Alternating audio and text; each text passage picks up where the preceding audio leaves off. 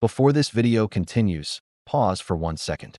Subscribe to this channel if you want to uncover the real, hidden stories behind prison walls. The ones you never hear about on the news. The ones that stay buried behind steel doors, concrete cells, and final silence. What you're about to witness is not fiction. It is reality.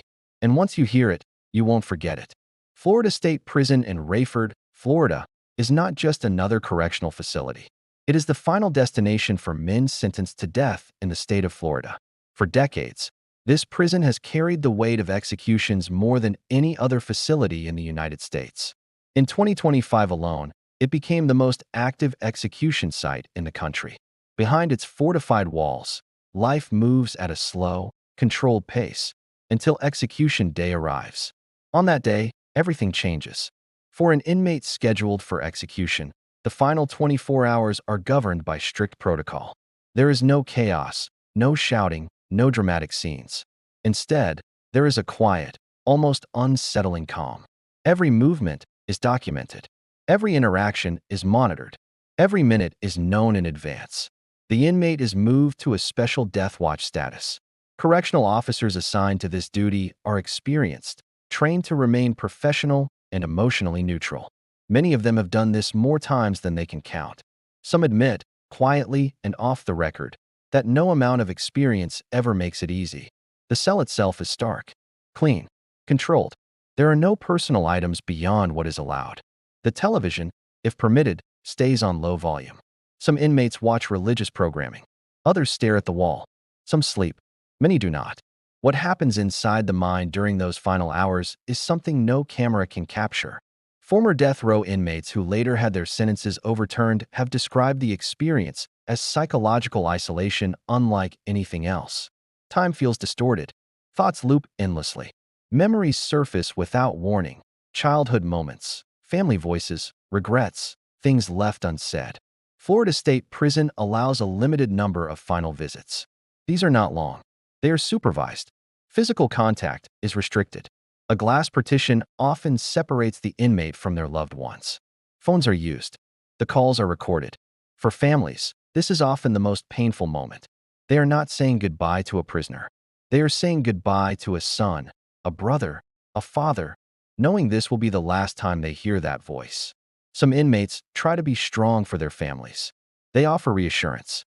They apologize. They express love. Others break down completely. There is no script for grief. Within the prison, other inmates know what is happening. Death row is a small, close environment. Even without words, everyone feels it. Doors close more softly. Voices drop. Some inmates pray quietly in their cells. Others stare through the bars, knowing that one of their own will be gone by morning. This is something rarely talked about. Executions don't affect just one person. They ripple outward, touching everyone inside those walls.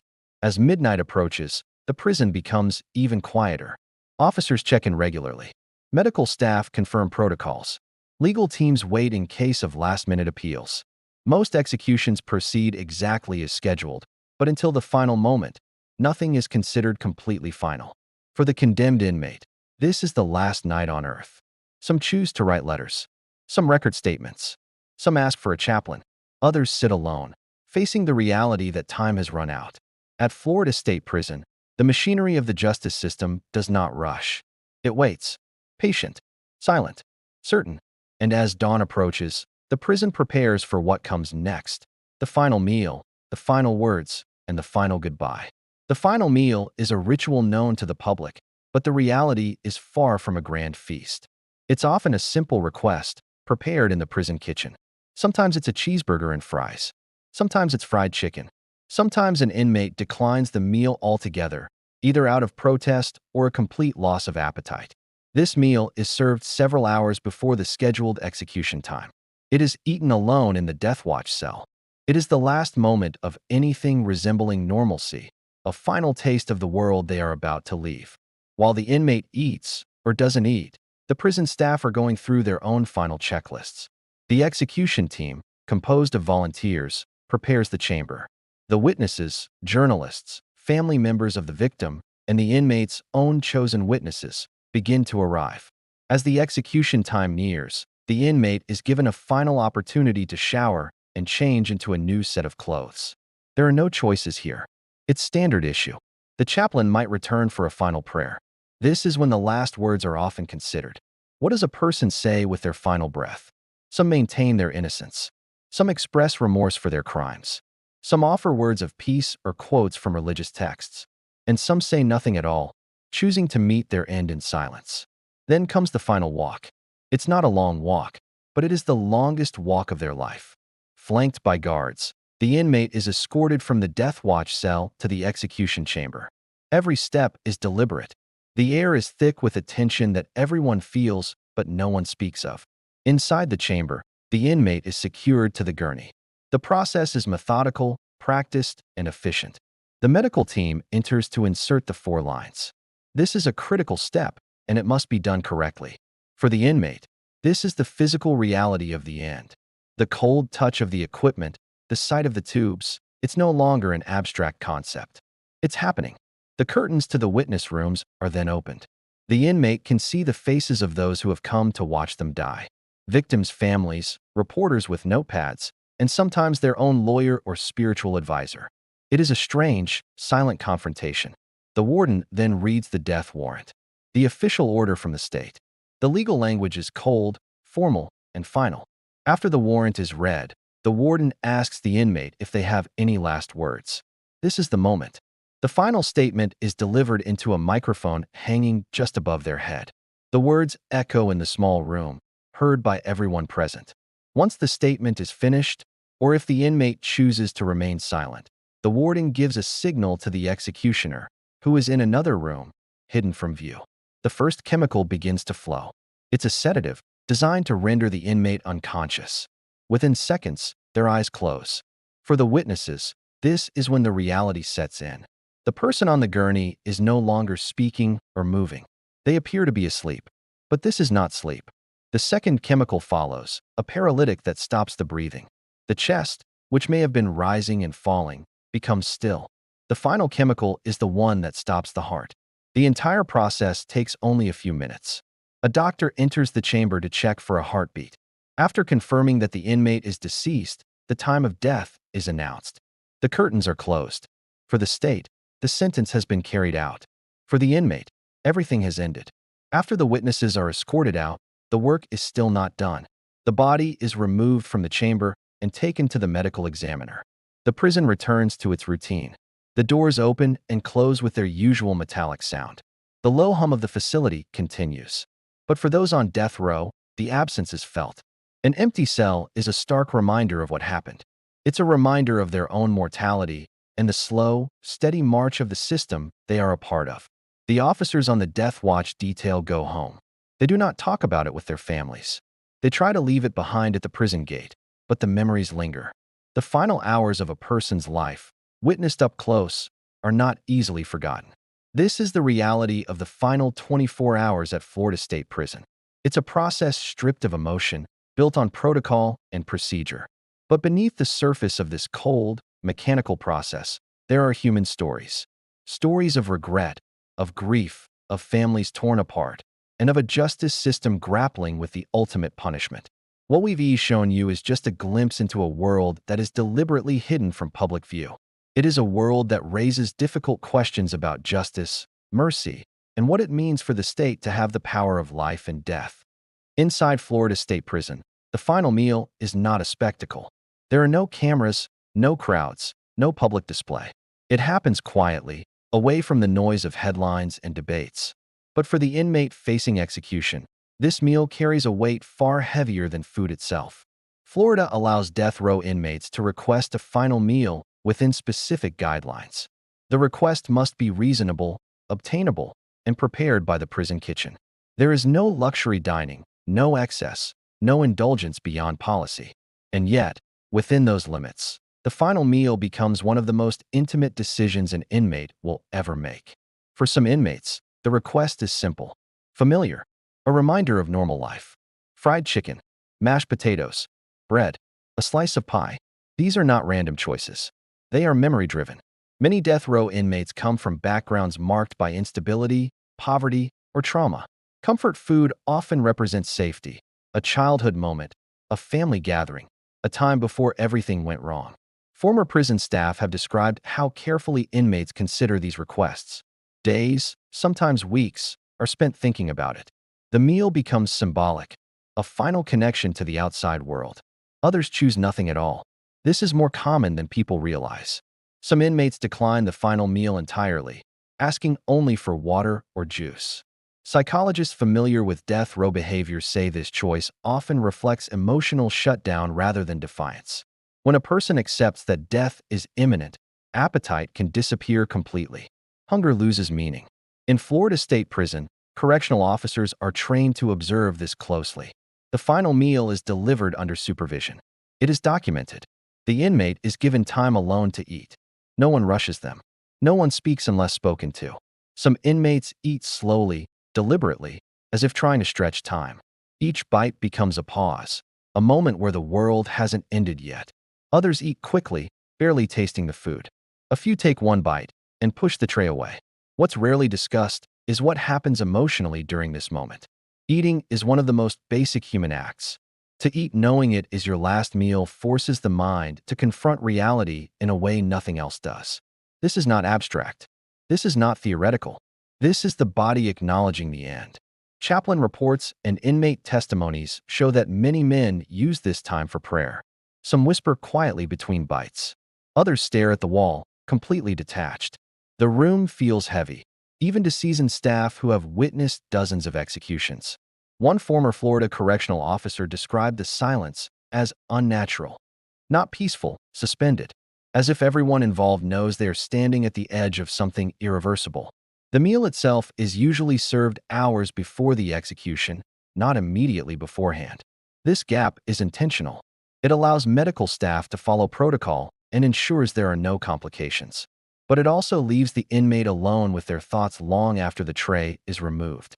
This is when reflection deepens. Many inmates reportedly think about family during this time. Mothers, fathers, children they may not have seen in years. Some inmates save a portion of their food but never return to it. The act of saving can be symbolic, habit fighting reality. There are also inmates who choose meals tied to identity or faith. Fish instead of meat, simple bread, fruit. These choices are deliberate, often rooted in religious belief or personal repentance. They reflect a desire for spiritual clarity rather than comfort. Florida no longer publicizes detailed final meal requests the way it once did. This shift came after public criticism that such details were being consumed as entertainment. But within the prison walls, the meaning hasn't changed. For the inmate, the final meal is not about indulgence. It's about control. In a system where almost everything has been taken away, freedom, future, identity, choosing a final meal is one of the last decisions an inmate is allowed to make. That choice, however small, restores a fragment of agency. Psychologists note that this moment often marks a shift. After the meal, many inmates appear calmer. Not relieved, resigned. Acceptance begins to replace resistance. The fight is over. On death row, other inmates know when a final meal has been served. There are subtle signs, movement patterns, staff behavior, silence in the corridor. No one has to say it out loud. Some inmates tap quietly on the walls or doors, a coded gesture of acknowledgement. Not celebration, recognition, respect, a silent farewell. When the tray is finally removed, the cell feels emptier than before. The physical act is over. What remains is time, shrinking rapidly. And as the hours continue to pass, the next stage approaches. One that carries words heavier than any meal ever could. The moment when an inmate must decide what to say, knowing it may be the last thing the world ever hears from them. At Florida State Prison, there is a moment that carries more weight than any court ruling, any appeal, any sentence ever handed down. It is the moment when an inmate is asked a simple question. Do you have any last words? There is no microphone for drama, no raised voices, no performance, just a room, a few witnesses, and a man who knows this is the final time he will ever speak. Florida law allows condemned inmates to make a final statement before execution. These words are recorded. Witnesses hear them. Families sometimes wait anxiously afterward, hoping to learn what was said. For many inmates, this moment becomes the last chance to define themselves beyond their crime. Some choose silence. This is one of the most misunderstood choices. Silence is not always defiance. Often, it reflects exhaustion. After years, sometimes decades, on death row, many inmates feel there is nothing left to explain. No words can undo what happened. No apology feels big enough. Silence becomes the only honest response. Others speak, but briefly. I'm sorry. I love my family. Tell my kids I tried. These statements may sound simple, but inside the execution chamber, they land with devastating force.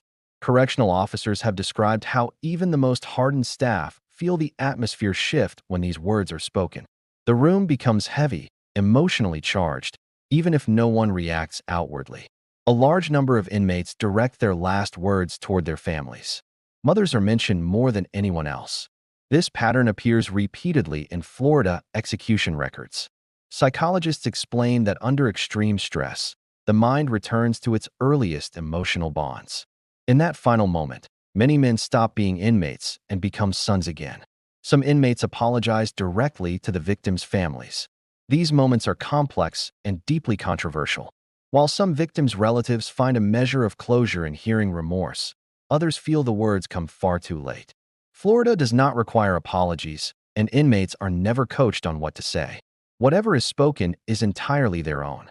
Then there are inmates who use their final words to express faith. Religious references are common.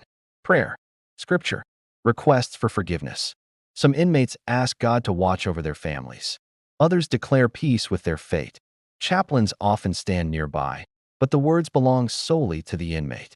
Faith, in these moments, serves many purposes. It provides structure in chaos, meaning in finality, hope beyond death. Even inmates who were not religious earlier in life sometimes turn to faith in their final hours. This is not unusual. Facing death strips away distractions, leaving only the deepest questions. Florida also allows inmates to make final wishes within strict limits. These wishes are not grand. There are no last requests for freedom or special treatment. Most final wishes are small, personal, and deeply human. Some ask for their personal belongings to be sent to family members. Letters, photos, a Bible, a watch.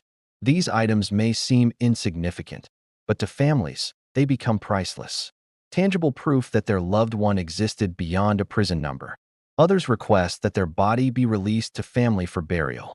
In cases where no family claims the body, the state arranges burial according to protocol. This reality weighs heavily on inmates who know no one may come for them. There are also inmates who use their final wishes to express concern for others. Some ask for messages to be passed along to fellow inmates. Quiet apologies, words of encouragement, final acknowledgments of shared suffering on death row. What is rarely shown is the psychological pressure of this moment. The execution chamber is not chaotic, but it is intensely controlled. Staff move with precision. Every action follows protocol.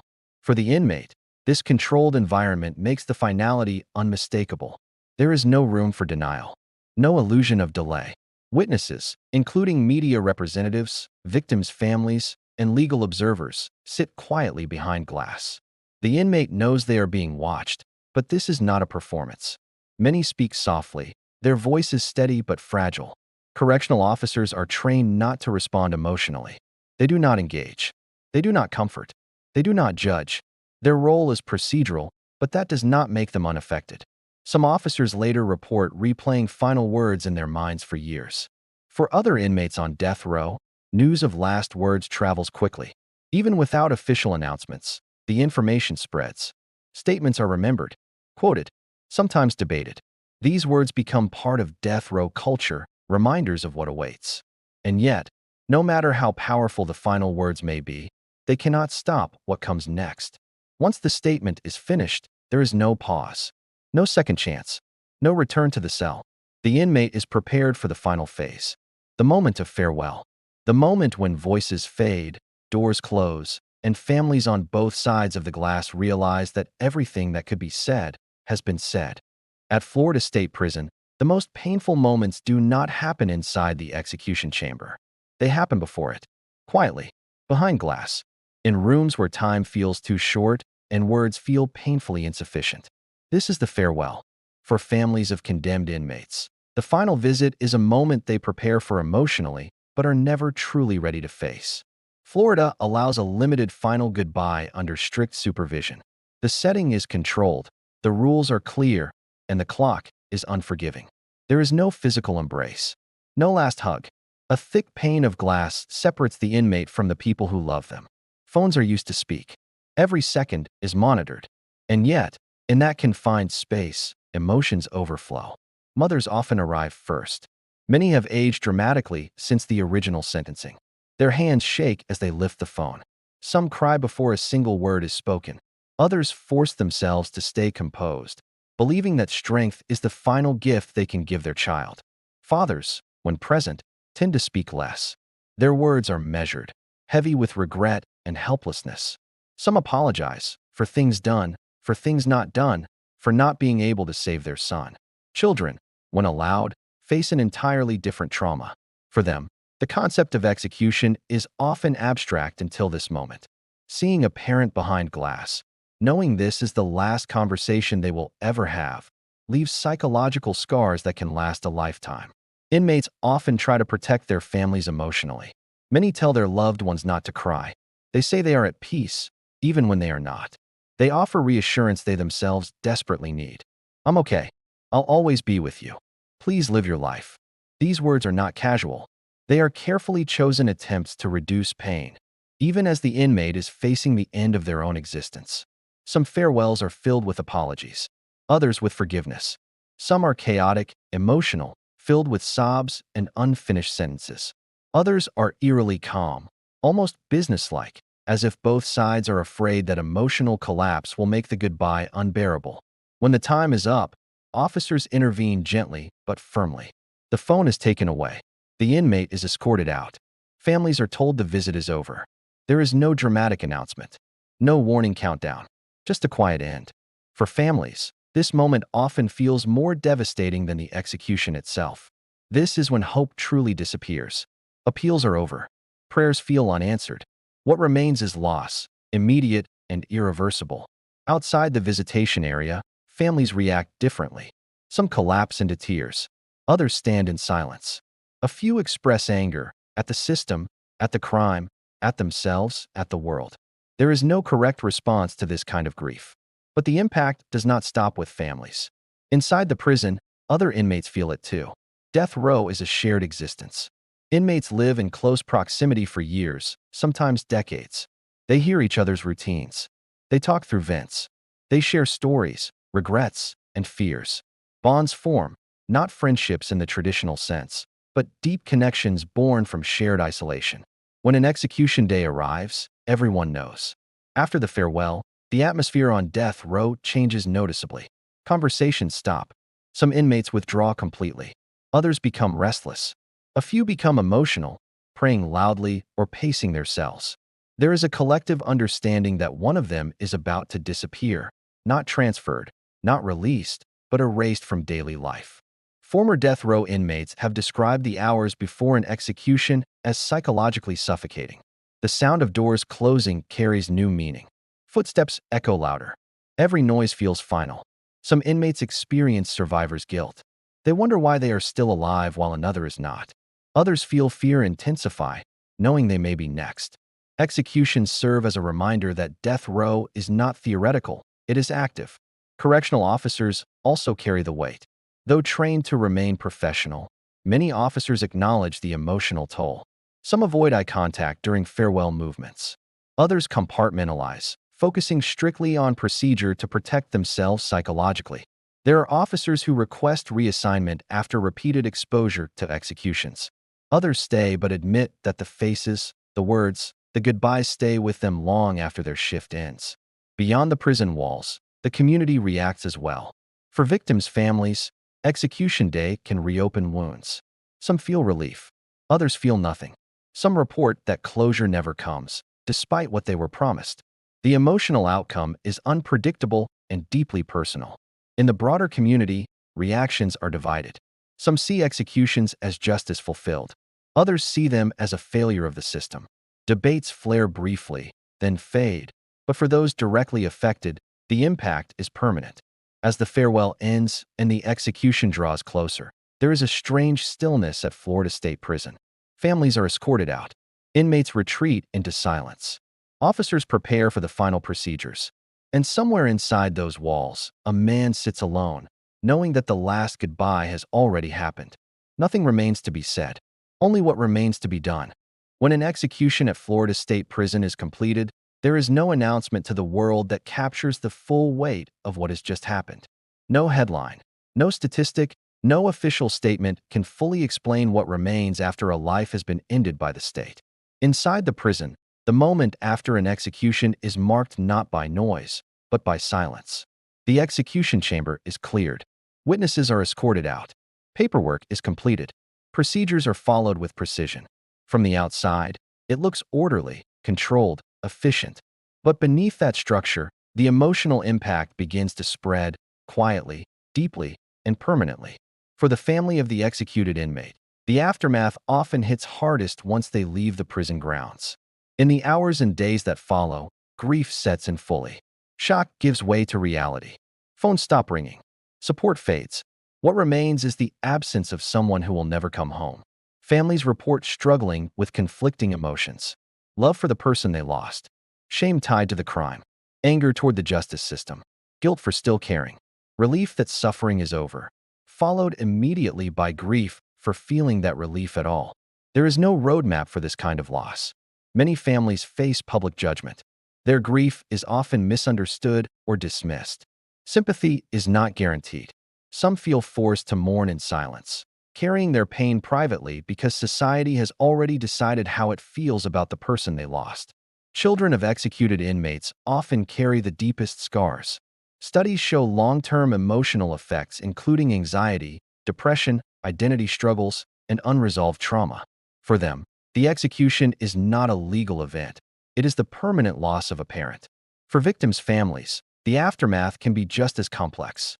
Some report feeling a sense of finality. Others feel emotionally unchanged. Many say the execution did not bring the closure they were promised. Instead, it reopened old wounds, forcing them to relive the crime, the trial, and the years of waiting all over again. The idea that an execution ends pain is one of the most debated aspects of capital punishment. Reality is far more complicated. Inside Florida State Prison, the impact lingers long after the chamber is locked. On death row, inmates process the loss in silence. One cell is suddenly empty. A voice that once answered through the wall is gone. A routine presence disappears overnight. Some inmates withdraw emotionally. Others become more anxious, more fearful, more aware that time is no longer abstract. Executions serve as reminders that death row is not a holding place. It is an active countdown. Mental health professionals acknowledge that repeated exposure to executions increases psychological stress among inmates. Depression deepens. Sleep becomes difficult. Hope becomes fragile. For those who remain, survival itself becomes complicated. Living means watching others die. Correctional officers are not immune either. Many carry emotional residue from executions for years. Some experience nightmares. Others struggle with detachment in their personal lives. A few eventually leave the profession altogether, unable to reconcile the emotional toll with the demands of the job. Yet, few speak openly about it. The culture of professionalism discourages vulnerability. The expectation is strength, not reflection. Beyond the prison walls, the community reacts briefly, then moves on. News cycles shift. Social media debates flare and fade. Public attention turns elsewhere. But the consequences remain for those directly involved. Executions do not end stories. They freeze them. They leave unanswered questions. What if something had been different? What if intervention had come earlier? What if justice had taken another form? Florida State Prison will continue its operations. Procedures will remain. Protocols will be followed. Another execution date will eventually appear on the calendar. But for every execution carried out, a permanent imprint is left behind on families, on inmates, on staff, and on the moral landscape of the society that allowed it to happen. This is the part rarely shown. Not the chamber, not the headlines, but the silence afterward. The empty space where a life once existed. The ripple effects that never fully disappear. And the question that lingers long after the prison gates close. What does justice truly cost? If this story moved you, challenged you, or made you see the justice system differently, then don't let it end here. Subscribe to this channel to uncover more real, untold stories from behind prison walls. stories that expose the human side of incarceration, punishment, and survival. These are the voices rarely heard, the truths rarely shown, and the realities that demand attention. Because behind every prison number is a human story, and behind every locked door, there is more you haven't seen yet. Stay with us.